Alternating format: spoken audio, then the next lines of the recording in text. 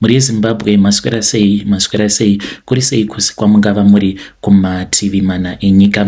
Tadzoka zvekare nemamwe messages. Rekedzai tibva tapinda messages edu, asi tisati tapinda messages edu ndoda kutenda vose avo vauya vari kutesta the application. Ndichange ndichizo uploada zvekare uku kwakanakira kuti nyangwe maconfessions aya awo andinozoverenga panapa munokwanisa kuita zvekutoverengawo pamafoni enyu. Ndinenge ndichingoita copy and paste, munhu anenge anditumidzira ndobva ndangopesta kuapplication. Vaya vanofarira maconfessions aya ekuverenga, so you can also download this application in the future. Kune avo vanenge vachiri kuda kundibatsira kutesta the application, you can still come to my inbox and I can give you the link, because in your Play Store inoda up to 100 kana kurukunzi kana kuine vanhu 100 vanenge vari willing to test the application on different devices, so that they can see kuti application yacho kana vakazoiita live pa Play Store inenge ichibehave sei mumafoni akasiyana siyana. So you can also help me. Rekedzai tibva tapinda messages edu atatsoka takakubatirai. Message yedu yekutanga yakamira sekudai so: hanzi makadi zvenyu mukoma, ndinokumbirawo kuti munge muchindiposterawo nyaya yangu makavikawo chitupa changu. Inino ndauya pano ndiine confession yangu iyo yandiinayo. Ndinodawo kuti mhuri yeZimbabwe inge ichindibatsira. Ndiri murume uye zvekare ndine makore 41 years ekuberekwa. Ndichangoti ndigere muno muJoburg, even though ndigere zvangu munyika yevatorwa. Dambudziko riri pandiri mukomanashi, handizivi kuti ndakaroyewa here, asi kana kuri kunzi ndakaroyewa zvechokwadi ndinenge ndakaroyewa nemunhu akafa, zvekuti dai anga achiri mupenyu zvimwe kuda aikwanisa kundinzwira tsitsi. Zvinoitika pandiri mukoma ndezvekudai, ndiri munhu wekuti ndabata mari kakati wandei, asi pose apo pandinobata mari pane zvinongoitika. Ndine vakadzi avo vandinobva ndangosangana navo, kana kuti regai ndinge ndichiti vakadzi vanenge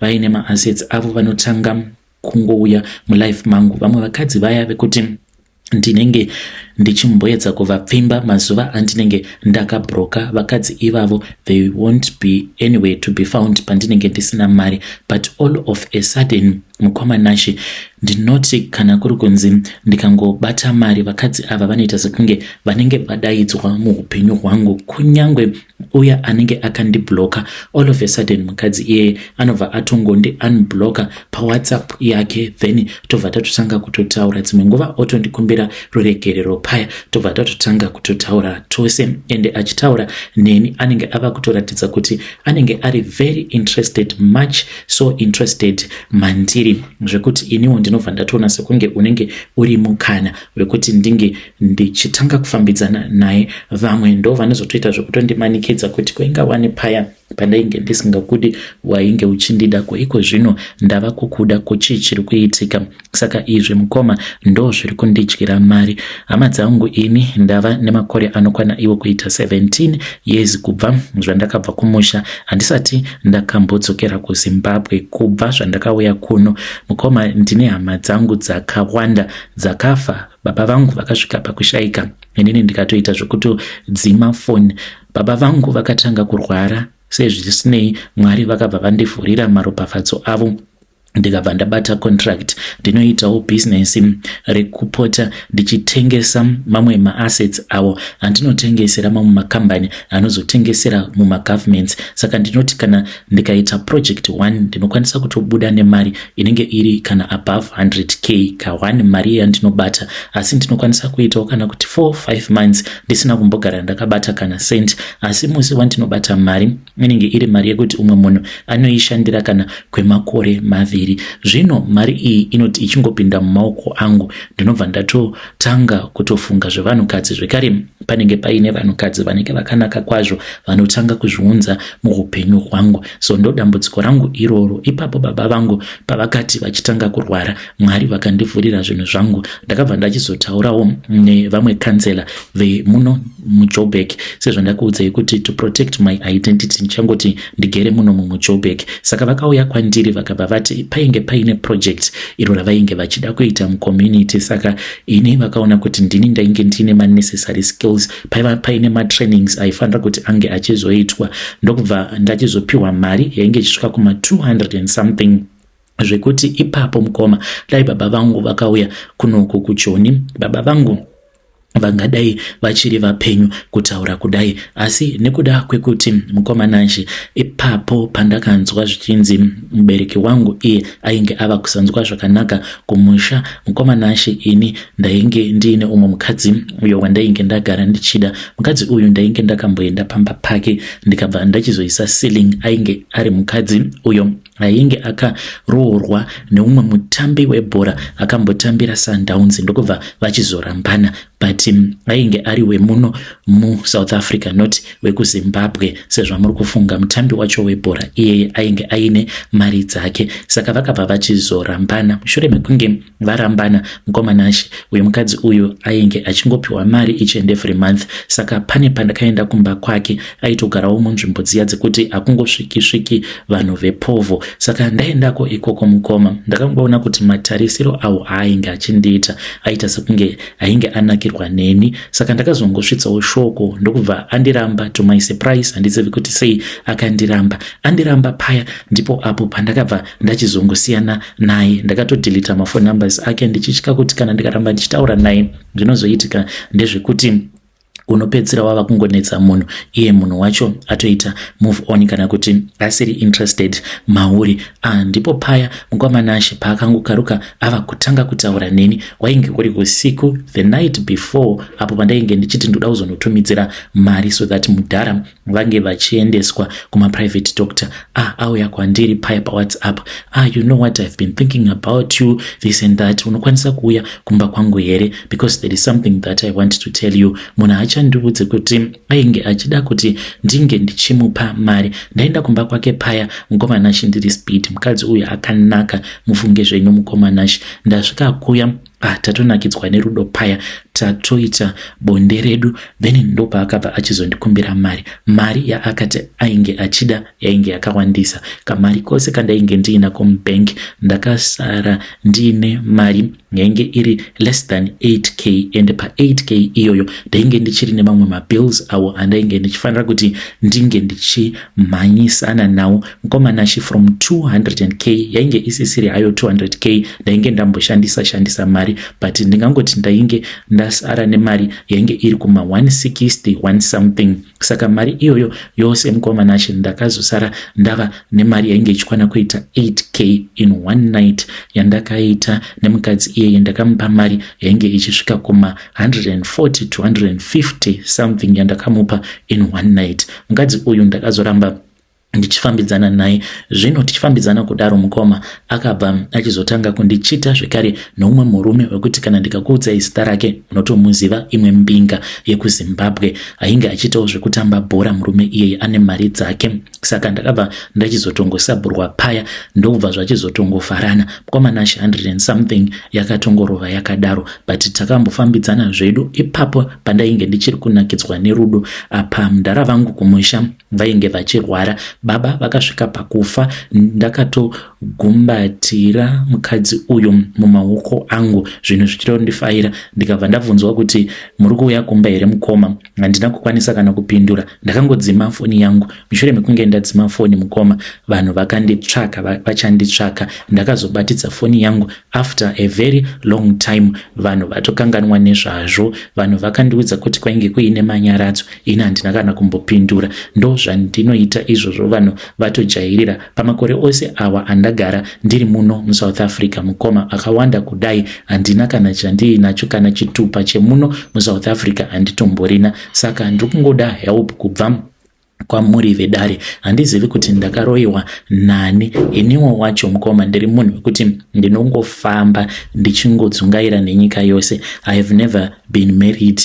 Kunyange zvangu ndine vana vaviri, vana ava kunyange mukandibvunza kuti varipi, amai vacho vachiri vapenyu here kana kuti vakashayika, vana ava vachiri vapenyu here kana kuti vakashayika, iniwo handichazivi. Kubva zvandakauya kuno kuSouth Africa, mukadzi ndakabva ndakanganwa nezvake. Dambudziko rakaitika mukoma Nashi nderekuti pandakauya kunoku kuJoni ndakabva ndachizotanga kugara nomwe mukadzi ainge ari wechikuru wemuno muSouth Africa. Saka mukadzi uyu handizivi kuti akandishandisira mishonga here kana kuti, because ndakasvika pakukanganwa mukoma. Kukanganwa kuti ndine vana. Of course sevanhurume tinokwanisa kukanganwa, but unofanira kunge uchirangarira kuti vana vangu variko out there somewhere, but ndakasvika pakutokanganwa kutoti ndine vana and ndisingatombonzwi hana yangu ichivhunduka pandainge ndichigara naye mukadzi iye uye zvekare vake vana ndainge ndichivaendesa kuchikoro. Vana ava vakazotoenda kuyunivhesiti but mushure mekunge tazorambana naamai vacho,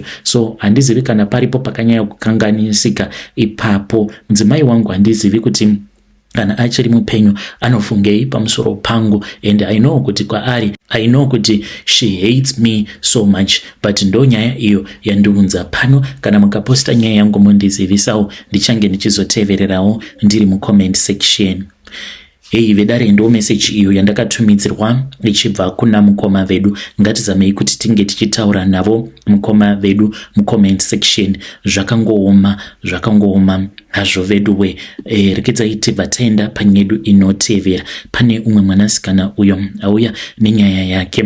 Hanzi makadi zvenyu mukoma, ndinokumbirawo kuti munge muchindiposterawo nyaya yangu makavekawo chitupa changu. Ininiwo ndauya pano ndiine confession yangu iyo yandiinayo. Ndiri kutsvakawo munhu anoita zvemanjuzu. Ndakanzi ndinofanira kuti ndinge ndichizotorwa nemunhu anoita zvemanjuzu. Munhu uyo anofanira kuti ange achizoenda neni padziva rinoyera, then over achizonoita sacrifice padziva iroro rinenge richiyera, so that ndinge ndichikwanisa kuraramawo upenyu hunenge huri normal semararamiro anongoita vamwe vanhu. Ino mukoma ndinongorara usiku hwose ndichirarwa nezvinhu izvo zvandinenge ndisingakwanisi kuona. Zvinhu izvo mukoma zvinongoti zuva kana ravira ndinotanga kuzvinzwa zvichitaura. Zvimwe zvacho zvinenge zvichitaura zvichita sekunge zvinenge zviri mumadziro emba. Saka ndinozoti paya kana ndaenda kunorara ndo pandinoona varume ava ndinowanzo kuvaona vanenge vari 6 kana kuti 7.